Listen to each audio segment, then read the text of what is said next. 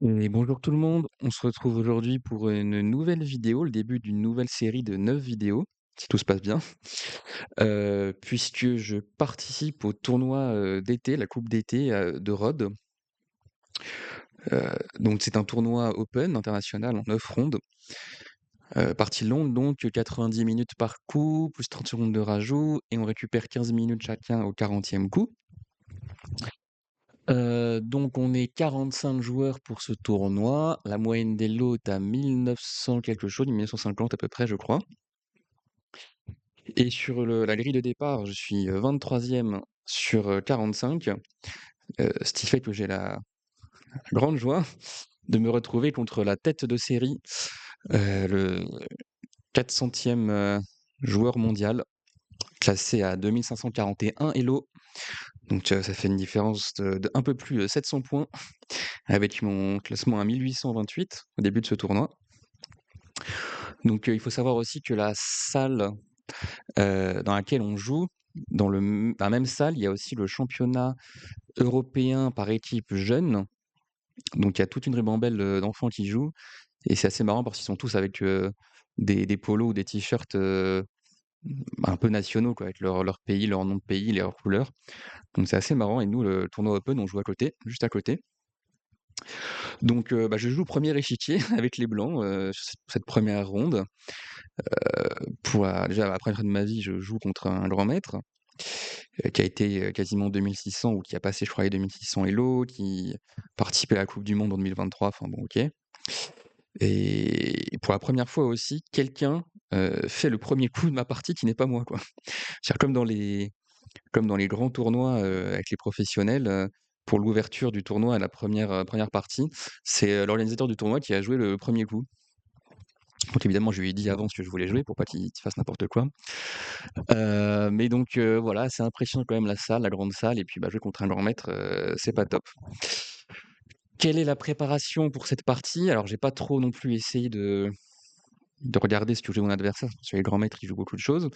Mais je suis quand même allé voir sur son chess.com ce qu'il jouait, aussi sur ses derniers tournois. J'ai vu dans son dernier tournoi, il avait beaucoup joué au 4-5, enfin au 5 avec les noirs contre 4 donc. Donc OK, je me dis il est qu'au 16, peut-être je vais pouvoir lui sortir, essayer d'avoir une petite ligne sympa. Mais je vois aussi que sur chess.com en ce moment en blitz, au dernier Tattle Tuesday, il jouait, sicilienne. Donc je décide de quand même réviser mon écossaise, mais de faire, une priorité sur la sicilienne. J'essaye aussi de voir, ce qu'il joue contre la lapine. Donc la lapine 4, C5, C3. J'essaie de trouver des parties et je trouve, à peu près, une quinzaine de blitz et systématiquement, il joue cavalier F6. Donc il passe pas mal de temps à préparer une ligne, sur E5, cavalier D5, cavalier F3. Alors là, il jouait soit D6, soit E6, mais on va dire E6. D4, D6 maintenant. Heu, Moi, je vais être fou C4, sur quoi les ordres de coups, changent pas grand-chose à ce niveau-là. On a cette position, j'avais préparé toute une ligne, avec, dame E2, dame E2, fou E7, petit roc d'abord, souvent, petit roc, cavalier C3 et en fait, dans cette, ligne, on se laisse avoir une structure de pion nulle, enfin moche, on va dire et en fait, bon, je fais défiler la ligne, heu, comme ça, c'est un peu, une ligne un peu compliquée, mais j'avais appris donc déjà qu'on donne un pion et qu'on fait H4, et qu'on va faire une attaque et qu'on va être très content. Il y a même des variantes dans lesquelles, on sacrifie un deuxième pion pour essayer de forcer la nulle. J'ai travaillé tout ça, j'étais assez content. Je me suis dit: «Bon, en tout cas, ça va me servir», et que, voilà, j'essayais d'avoir une arme un peu quand même, face, à ce grand maître. Mais bon, donc j'arrive à la partie, tout ça, la cérémonie d'ouverture. L'organisateur joue pour moi E4 et là, mon adversaire qui envoie C5. La sicilienne, pas de surprise, pas de française ou de Pirth ou je sais pas quoi, pas de scandinave qui l'aurait envie de jouer. Il est là juste pour envoyer et donc je joue C3 la lapine donc. Et là, mon adversaire, j'ai pas compris vraiment. Là, il a pris peut-être 3-4 minutes à jouer, enfin, peut-être allez, 2 ou 3. Donc je pense qu'il choisissait juste quelle variante il allait jouer contre moi. Bon, je pense pas qu'il ait vraiment pu se préparer contre moi, ça m'étonnerait qu'il soit allé fouiller, voir s'il trouvait mon chess club et voir mes parties. Peut-être, mais je pense pas. Et donc là, sur internet en blitz, en tout cas sur les 15 dernières que j'ai vues, il a toujours joué cavalier F6 et Grigors m'envoie B6. Aïe, c'est plus la prépa. Donc bah là, je sais plus, enfin, j'avais pas trop révisé tout ça, hein. Surtout qu'en plus, c'est vraiment pas principal D6. Il y a toutes les lignes avec D5, toutes les lignes avec, cavalier C6, enfin voilà, toute une ribambelle de lignes autres. Et donc bah, j'ai pas révisé parce que aussi ça fait, quasiment 2 mois là que j'avais pas fait de partie, enfin quelques blitz mais pas de partie longue donc c'est un peu une reprise aussi. Ensuite d'envoyer des 4, très normal. Et là, il fait cavalier F6. Et alors là, je pense que c'est juste parce que c'est la première partie, qu'il faut que je me remette dedans et que j'avais à la fois la pression de jouer contre un grand maître, la pression de rejouer et aussi un peu l'excitation d'avoir préparé quelque chose un peu loin. Et là, je me dis en fait, je vais jouer E5, il va faire cavalier D5, je vais faire cavalier F3, et puis il va faire E6, et on se retrouve dans la même ligne que tout à l'heure et on est très content. Sauf que, bah en fait, ce que j'oublie, c'est que sur E5, il peut juste faire pion prend E5. Parce que j'ai pas mon cavalier en F3 qui permet de reprendre et qui ferait la ligne. Donc, bah déjà, gros coup sur la tête, hein, parce que bah, j'ai un pion en moins pour l'instant, et je me dis si je reprends en E5, et bah, il va échanger les dames, me déroquer et faire cavalier G4, attaquer à la fois le pion en E5 et menacer une fourchette en F2. Et déjà, je me dis que bah, déjà, je vais me retrouver avec un pion en moins, le roi déroqué. Alors l'ordinateur, j'ai regardé depuis, en fait, il y a le coup fou E3 qui tient un petit peu parce que bah, s'il prend le pion en E5, on peut peut-être se venger sur C5. Mais bon, il y a des lignes comme ça où on se retrouve avec les pions doublés et après, ok, bon, c'est pas beaucoup mieux que ce qui s'est passé dans la partie. Enfin, que ce qui aurait pu se passer dans la partie. Hem, Parce que bah, donc j'ai pas pris en E5 à cause de cette ligne et bah, là, je décide de faire une erreur. Enfin, je décide, je commets une erreur. Il y a un coup que alors pas dans cette ligne évidemment, mais qu'on fait de temps en temps dans les alapines et je me suis dit que c'était pas si mal ici. C'est faire fou B5 et en fait, je commence à me dire, bon, bah, s'il vient parer avec le fou en D7, je vais pouvoir prendre maintenant en E5 et quand il va reprendre le fou avec son fou, je vais pouvoir prendre sa dame, le déroquer et OK, après je prendrai le cavalier, j'aurai un pion de moins certes, mais enfin son roi sera déroqué, moi je vais pouvoir essayer de mettre le mien à l'abri, il y a plus des dames, ses pions sont doublés en F6 et bon, peut-être je vais essayer de tenir un peu ça.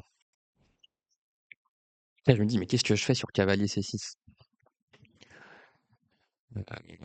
Cavalier C6, je commence à me dire: «Ouais, peut-être je vais prendre en C5, tant pis, je me fais déroquer, après il va pouvoir pousser E6, attaquer le pion et peut-être je ferai je sais même pas ce que je ferai, fou E3 pour tenter un peu, je vais mettre la ligne. C'est pas ce que j'ai joué dans la partie. Peut-être quelque chose comme ça, hein. Mais bon, je pense que là-bas, il y a rien que déjà cavalier bah, non, pas ici, parce qu'il y a la dame, excusez-moi, bon, c'est pas beaucoup mieux. Peut-être cavalier Peut-être cavalier D5 ou alors après bien sûr l'échange des dames. Ici, bon, j'ai pas de souris là, le trackpad, c'est pas facile pour jouer les coups. Bref, donc bon, je me suis dit: «Je vais pas m'attendre à ça», mais il joue fou D7. Du coup, bah, ni une ni deux, enfin ni une ni 2, je calcule, mais j'y vais pour ma ligne que j'ai calculée. Et donc on est dans cette position. Bon, je sais que c'est pas fameux parce que j'ai un pion de moins et il a la paire de fou, mais bon, je me dis: «Ces pions sont doublés, on sait jamais, ça peut tenir». De toute façon, j'ai pas vraiment le choix.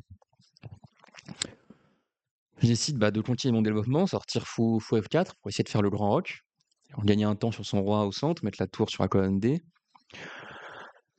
Donc j'essaie aussi de me dépêcher, parce que j'ai pas envie de laisser, son fou venir en D6 pour qu'après sa tour vienne en E8, me mettre un échec et moi aussi me force à me déroquer parce qu'avec son fou, il contrôle bien la case E2, donc je pourrais pas mettre juste un cavalier en E2.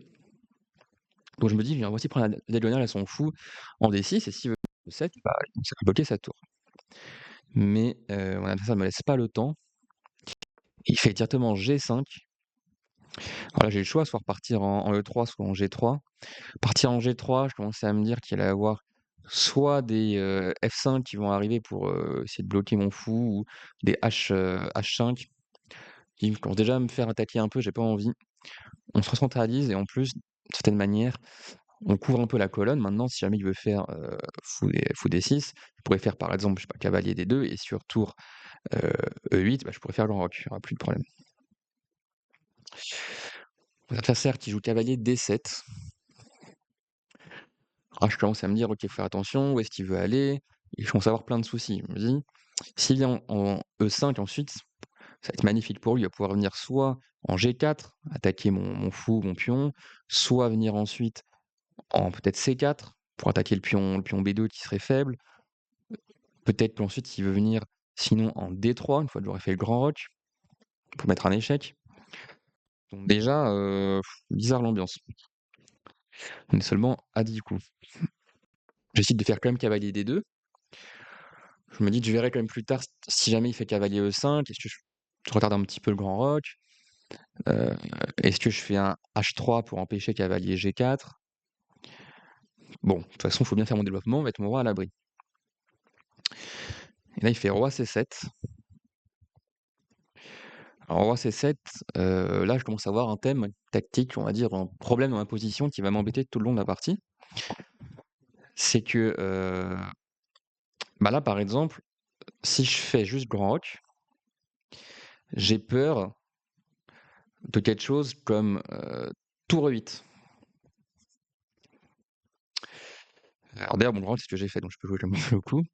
Je sais plus si tu as calculé. Alors sur tour E8, en fait, je me suis dit où j'avais le temps, mais juste pour expliquer le problème tactique. Imaginons, je fais un coup,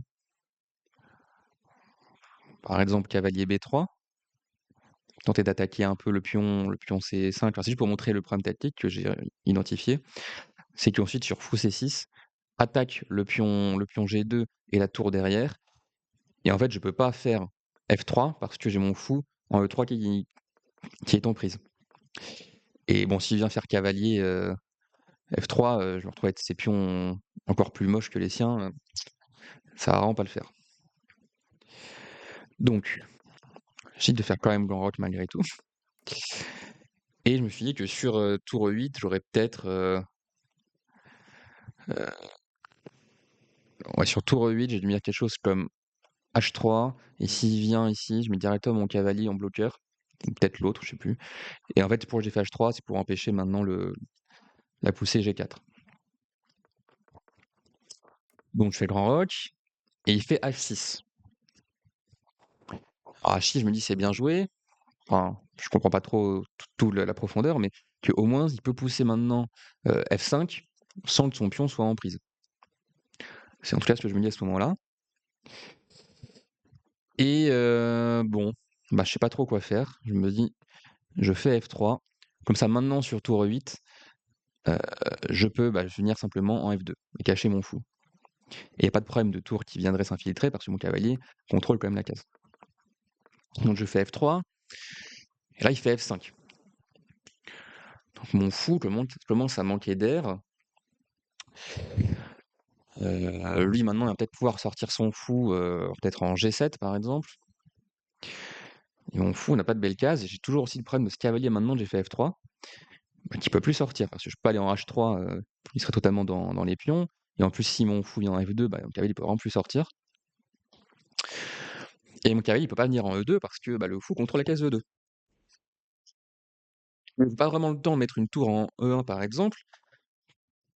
Techniquement, je pourrais peut-être, mais j'ai peur de me prendre après des clouages dans tous les sens. Enfin, c'est compliqué, hein, cette position.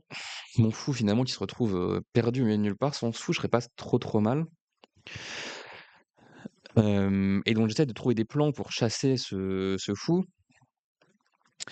mais je commence aussi à me dire: «J'ai pas envie de me faire ouvrir avec des G4 à un moment, heu, qui me forceraient en fait à ouvrir mon». On me dit, je sais pas si je fais,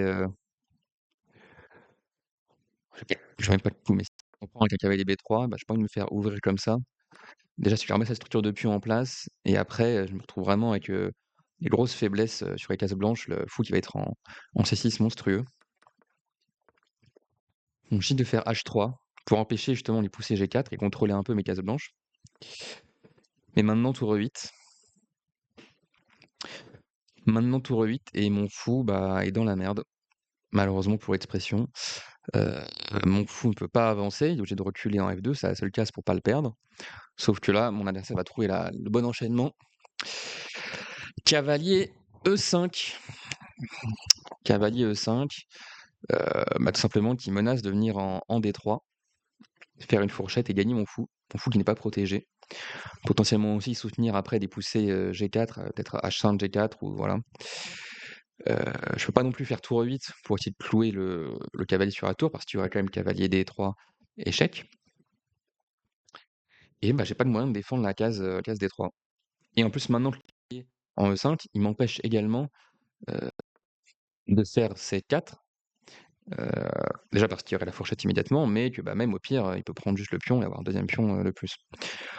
Donc bon, bah, encore un coup de massue.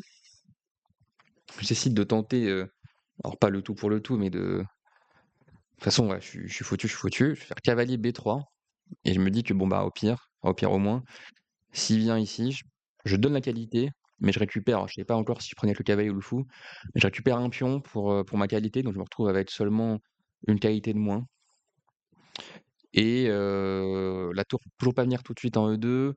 Alors j'avais pensé peut-être alors je pense pas qu'il voulait échanger, me rendre, il a peut-être la paire de fou, je pense pas qu'ils veulent la donner, heu, mais peut-être, le fou ici pour lier les tours, ou ça veut me dire peut-être 3D2 pour sortir le fou, enfin la cavalier, je sais pas. Mais bon, ça ne prend pas la qualité. Il essaie d'être plus malin, je sais pas, mais plus embêtant en tout cas. Il joue simplement B6. Il vient consolider son pion C5 et il me dit: «Bah, en fait, tu marrant, mais tes pièces, elles bougent pas, t'as toujours le même problème et bah, tu foutu». Donc je me dis: «Bon, bah, quand même, j'ai pas perdu la qualité. Je dois parer la fourchette ici, mon fou peut toujours pas bouger, hein». Même si je viens en E1, il y a toujours la fourchette, heu, qui récupère, le matériel. Là, on peut juste, prendre toujours la tour, hein, il peut toujours prendre la qualité s'il veut. Mais même, au coup d'avant, là, je pouvais pas faire, fou 1 parce que, bah, la fourchette, et les 2 pièces attaquent mon fou. Donc je décide de jouer roi C2. Je me dis: «Au moins, je contrôle la case, je suis prêt à s'il vient là, essayer de prendre le fou, je peux prendre les 2 pièces» et là, maintenant, je suis à égalité matérielle et bon, ça reste compliqué, mais je me dis: «Pourquoi pas?» Sauf que mon adversaire, encore une fois très précis, qui joue fou A4 et bah, là, c'est compliqué, hein. Parce qu'il me cloue mon cavalier, il menace C4 qui va gagner la pièce et si je bouge mon roi pour me déclouer, c'est la tour qui est en prise, enfin qui est en dans l'alignement derrière le cavalier. Mais bon, bah, en même temps, alors je réfléchis dans la partie, peut-être à jouer C4, sacrifier le pion pour essayer de m'en sortir un peu, heu heu, en bougeant, je sais pas, mon roi pour, empêcher qu'il y ait un clouage, enfin, mais bon, compliqué comme tout. Il est pas obligé de prendre, de toute façon, voilà. J'essaie de dire tant pis pour la qualité, j'étais prêt à en donner une tout à l'heure, je suis prêt à en donner une maintenant aussi, je fais roi C1. Évidemment, il fait C4. Je fais cavalier Cavalier, D4, je me dis: «Bon allez, pourquoi pas, je peux attaquer peut-être le pion F5, c'est qu'une qualité, c'est tout». Parce qu'en fait, le problème, c'est que c'est pas que la qualité qui est dans l'histoire. Donc bien sûr, on a ça se précipite dessus, je reprends et maintenant, aïe, le cavalier qui vient en D3 malgré tout. En fait, oui, il y a plus de fourchette, il y a plus de tous ces problèmes, mais le problème est le même finalement. Mon fou n'a plus de cases et que le cavalier soit en D3, là maintenant bien installé avec un monstrueux pion, heu, ou alors, en fait, bah, mon fou n'a plus de cases et j'ai pas moyen de défendre mon fou. C'est voilà, donc bon, bah, compliqué. Je joue quand même quelques coups encore histoire de pas abandonner avant le 8e coup pour quand même, je sais pas, faire une figure. Je d'envoyer cavalier B6 échec, un peu sans trop, d'idées. Si, libérer la case, D4 pour mon fou. Je me dis peut-être, si s'il vient, imaginons, fait n'importe quoi, il part en B8, je peux mettre mon fou qui attaque la tour et empêche la fourchette. Alors je commence à calculer des variantes comme ça et je sais pas trop ce que ça donne. Je pense que ça va pas être terrible, hein. Ça va pas être terrible du tout. Peut-être s'il pousse, pourquoi pas. Bon, de toute façon, au pire, il prend toujours pion en B2, enfin, c'est une position tellement fichue, sauf qu'évidemment, il fait pas n'importe quoi. Et il vient en C6, attaque mon cavalier. Bon, bah, si je reviens en D4, il va juste venir, par exemple, en D5 et mes problèmes sont toujours les mêmes, j'ai plus d'échecs. Je décide de venir prendre en A7, ça fait un pion de plus, hein. Heu, sauf que, bah, évidemment, il vient en B7 et il attaque mon cavalier. Bon, bah, là, encore une fois, je joue juste un coup ou 2 histoire de. Je viens en D4, il prend le cavalier, je prends la tour, mais il va prendre ma tour à moi. Et dans cette position, au 25e coup, je décide d'arrêter la pendule quand même par respect pour mon adversaire. Je vais pas jouer, 5 ou 10 coups de plus, pour me laisser mater. On va rentrer tous les 2 chez nous, enfin chez nous dans nos chambres, hein, vu qu'on est à l'hôtel. Ah et je propose qu'on regarde vite fait l'analyse, le passage, en revue, voir un petit peu ce que pense, Stollfish de la partie.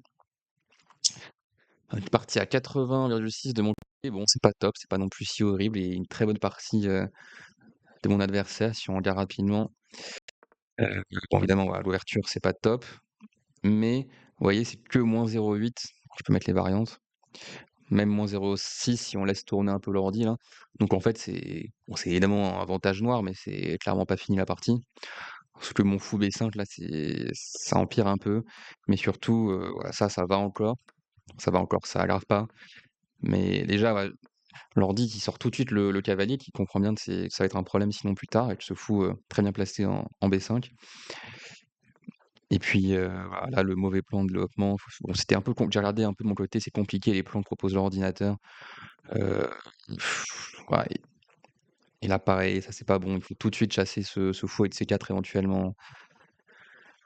Là, voilà, là le H3 c'est vraiment la grosse erreur, enfin ce qui me met vraiment le plus la tête sous l'eau.